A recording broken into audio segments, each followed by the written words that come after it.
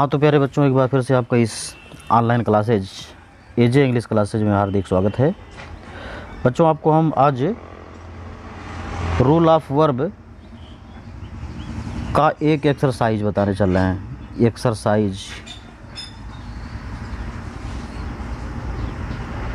Exercise rule of verb.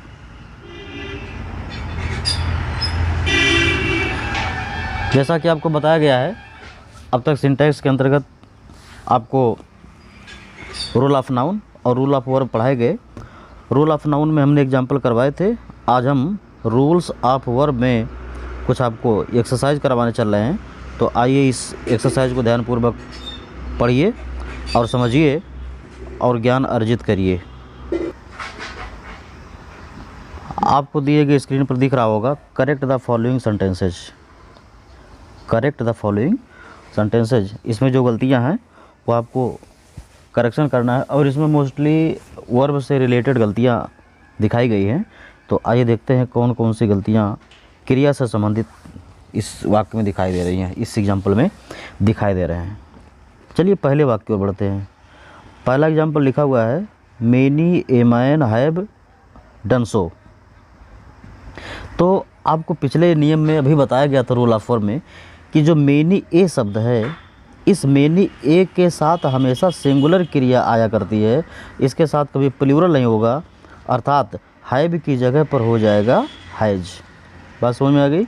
Many ए के साथ कोई भी नाउन लगा रहेगा तो उसके साथ सिंगुलर क्रिया का प्रयोग किया जाएगा, हैव की जगह पर होना चाहिए हैज।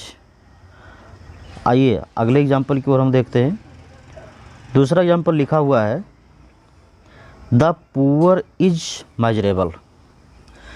ध्यान दीजिए, पुअर एक एडजेक्टिव है और आपको जब रूल ऑफ एडजेक्टिव हम पढ़ाएंगे तो वहाँ सिखाएंगे कि जब किसी एडजेक्टिव के साथ दा लग जाता है तो वह कॉमन नाउन बन जाता है और यह हमेशा बहुवचन का रूप ले लेता है। जैसे आपका शब्द है रिच। रिच एक एडजेक्टिव है, इसके साथ जब दा लगा देंगे हम तो हो जाएगा द रिच, और द रिच का मतलब हो जाएगा धनी लोग।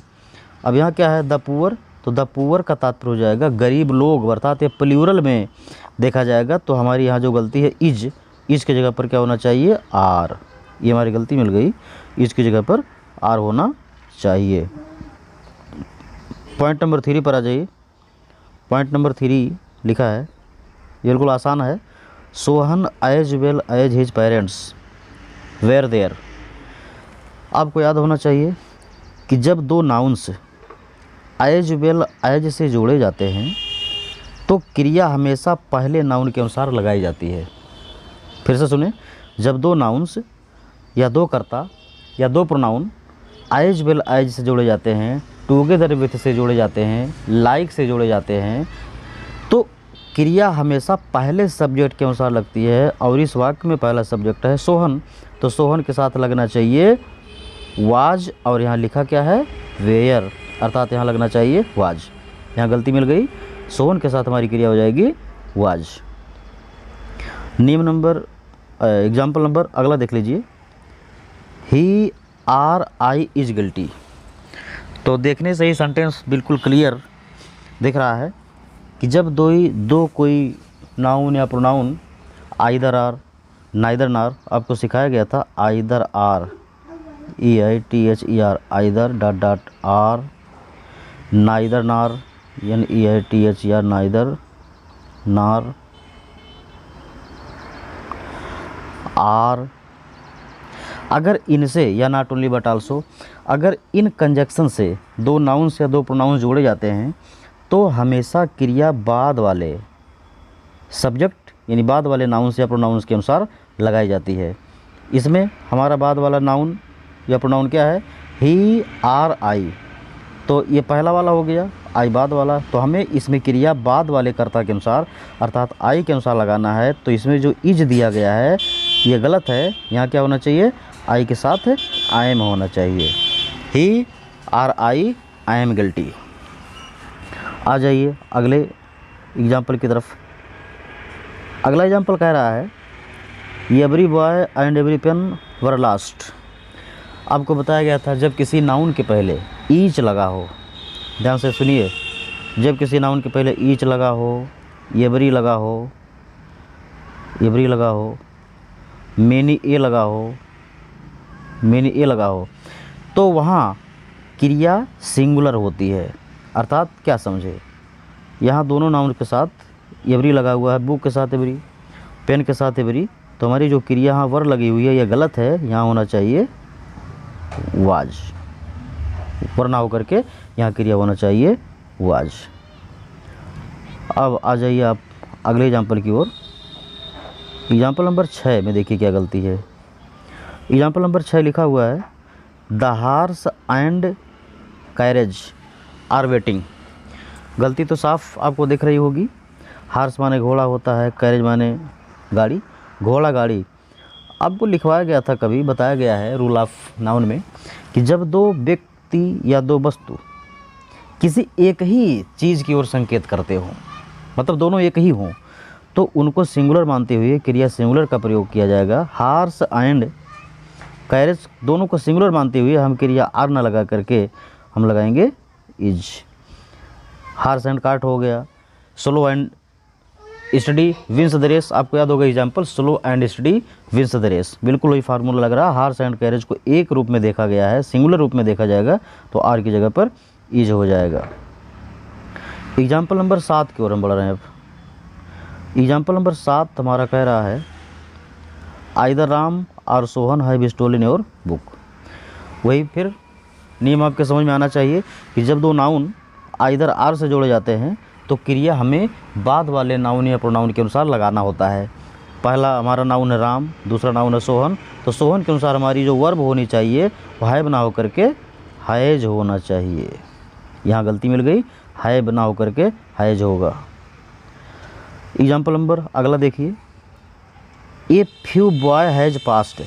अब देखिए ए फ्यू माने होता कुछ, सकारात्मक अर्थ में काउंटेबल नाउन के साथ ये फ्यू लगाया जाता है, और ये फ्यू के साथ हमेशा प्लूरल नाउन आया करता है। बच्चों ध्यान दीजिए, हमेशा प्लूरल नाउन आया करता है। अर्थात इस वाक्य में ये फ्यू के बाद जो बॉय लिखा है ये बॉयज होना चाहिए, ये फ्यू के बाद होना चाहिए क्या, बॉयज होना चाहिए, और हैज ना होकर के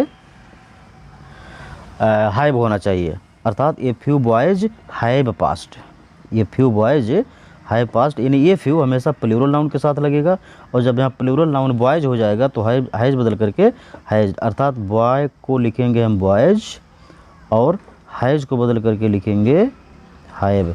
ये हमारा इसमें करेक्शन था। ज़रा अगला एग्जाम्पल देखिए क्या कह रहा है, the manager and secretary are in the office. इसमें बच्चों दो नाउन्स हैं, सेक्रेटरी और मैनेजर। सेक्रेटरी और मैनेजर दो नाउन्स हैं, लेकिन आर्टिकल केवल मैनेजर के साथ लगा हुआ द, तो इससे ये साबित होता है ये दोनों व्यक्ति एक हैं, सेक्रेटरी भी वही है, मैनेजर भी वही हैं, तो इनको सिंगुलर कर्ता मानते हुए हम सिंगुलर क्रिया लगाएंगे। अर्थात आर इसमें गलत है, यहाँ लगना चाहिए इज, क्योंकि ये सेक्रेटरी और मैनेजर अलग अलग नहीं है, दोनों एक ही व्यक्ति हैं। कैसे पता चला?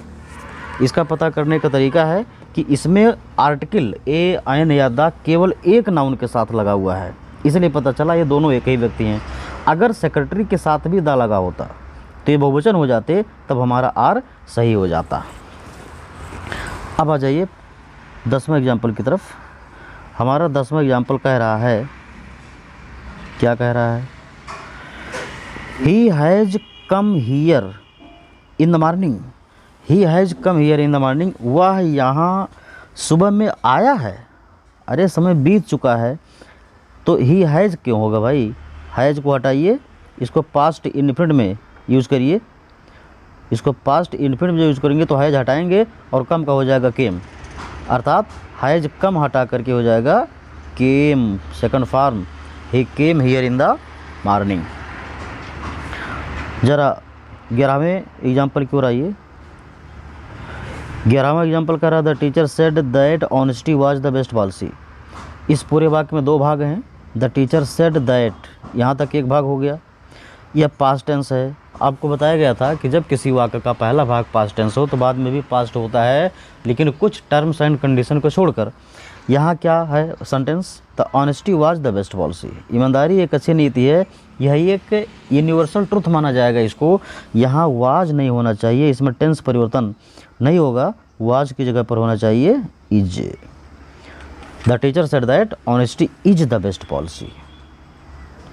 आइए अगला example, she said that she has no money, उसने कहा कि उसके पास धन नहीं है। सी सेड, ये पास्ट टेंस हो गया, तो दूसरा वाक्य भी पास्ट होना चाहिए, तो हैज़ बदल करके आप कर दीजिए हैड। इसमें तो टेंस परिवर्तन होगा ही, क्योंकि यहाँ सी हैज़ नो मनी में कोई यूनिवर्सल ट्रुथ, कोई हैबिचुअल एक्शन, कोई मुहावरा, कोई लोकोक्ति या कोई हिस्टोरिकल इवेंट नहीं दिखाई दिया है, इसलिए यहाँ टेंस तो बदलेगा ही, हैज़ ना होकर के हैड होना चाहिए। आइए अगला एग्जाम्पल,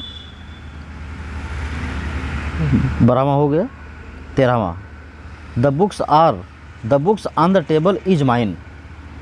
यहाँ देखिए, अब बच्चे देखेंगे कहेंगे इज के पहले टेबल है, ये तो सही लग रहा है, ऐसा नहीं है बच्चों, इसमें कर्ता देखिए क्या है, सब्जेक्ट क्या हमारा, the books on the table, subject हमारा ये पूरा है, the books on the table यानी टेबल पर रखी हुई किताबें, सब्जेक्ट हमारा प्लूरल है, तो प्लूरल के साथ इज ना लग करके हमारा होना चाहिए आर। ये गलती हो गई हमारी। Example number 14, neither the teacher नार द स्टूडेंट्स हैज़ कम। जब दो नाउन्स या दो प्रोनाउंस नाइदर और नार से जोड़े जाते हैं तो क्रिया हमारे बाद वाले सब्जेक्ट के अनुसार लगती है, बाद वाले नाउन या प्रोनाउंस के अनुसार लगती है, तो बाद में लिखा स्टूडेंट्स और स्टूडेंट के साथ हो जाएगा हैज़ ना होकर के हैव, हैज़ ना होकर के हैव होना चाहिए। एग्जाम्पल नंबर 15 की तरफ देख लीजिए, ज़रा गौर करिए। एग्जाम्पल नंबर 15, एग्जाम्पल नंबर 15 है, not only the teacher but also the principal were awarded. ये अवार्डेड लिखा होगा, पूरा दिख नहीं रहा इसमें। तो आपको बताया गया जिस प्रकार नाइदर नार के साथ नियम अप्लाई होता है, उसे नॉट ओनली बट आल्सो के साथ वही फार्मूला है। इसमें बाद वाले कर्ता के अनुसार क्रिया लगती है, तो बाद में द प्रिंसिपल है, द प्रिंसिपल के लिए वरना होकर के वाज होना चाहिए। अगला है, he as well as his brothers have come. अभी आपको शुरू में बताया गया कि जब दो नाउन्स या प्रोनाउंस एज वेल एज से जुड़ते हैं तो पहले वाले नाउन्स या प्रोनाउंस के अनुसार क्रिया का प्रयोग होता है। तो पहला सब्जेक्ट हमारा ही है, तो ही के साथ क्रिया हमारा हाय बना होकर के होना चाहिए हैज। अगला एग्जाम्पल है, ही रिगार्ड्स मी हिज ब्रदर। आपको बताया गया था कुछ ऐसी क्रियाएं होती हैं जिनके साथ एज का प्रयोग होता है, याद है कि नहीं याद है? कुछ क्रियाएं ऐसी होती है जिनके साथ एज का प्रयोग किया जाता है। आपको उन शब्दों को याद करना ही पड़ेगा और कोई तरीका नहीं है। वो शब्द हैं डिस्क्राइब हो गए, रिगार्ड हो गया, मेंशन हो गया, डिफाइन हो गया, ट्रीट हो गया, रिप्रेजेंट हो गया। ऐसी क्रियाओं के साथ एज का प्रयोग होता है बच्चों। यानी ही रिगार्ड्स मी एज, मी के बाद में लगाना होगा एज, एज हिज ब्रदर। ज़रा 18वां देखिए, 18वां तो बिल्कुल आसान है, आप बड़े आराम से गलती पकड़ लेंगे। When you are going to leave school, ये दिया गया सेंटेंस प्रश्नवाचक है ना, तो प्रश्नवाचक में हमेशा सहायक क्रिया कर्ता से पहले होनी चाहिए, यानी आर को हमें यू से पहले लगाना है। When are you going to leave school, यानी तुम विद्यालय कब छोड़ने जा रहे हो, तो यहाँ आर यू से पहले होगा, तभी साइन ऑफ इंट्रोगेशन को सही माना जाएगा। Will you go to Agra yesterday, अब यहाँ सीधी सी गलती है, विल लगा है, फ्यूचर टेंस है और फ्यूचर टेंस में यस्टरडे का प्रयोग नहीं होता है। यस्टरडे ना होकर के होना चाहिए क्या, टुमारो, TOMORROW, टुमारो। तो यहाँ यस्टरडे ना होकर के टुमारो होना चाहिए। अंतिम वाक्य देख लीजिए, he has come here yesterday. यहाँ तो सीधी बात है, जब यस्टरडे पास्ट टेंस हो गया ये, तो पास्ट टेंस में यस्टरडे लगता है, तो हैज़ कहाँ से आ गया, ये हैज़ कम ना होकर के यहाँ होना चाहिए came, he came here yesterday. I hope आप इस एग्जाम्पल को बढ़िया से समझ लिए होंगे। बाकी हम आपको अगला नियम अगले वीडियो में बताएंगे। तब तक आप लोग स्वाध्ययन करते रहें, परीक्षा निकट है, परीक्षा की तैयारी करते रहें। धन्यवाद।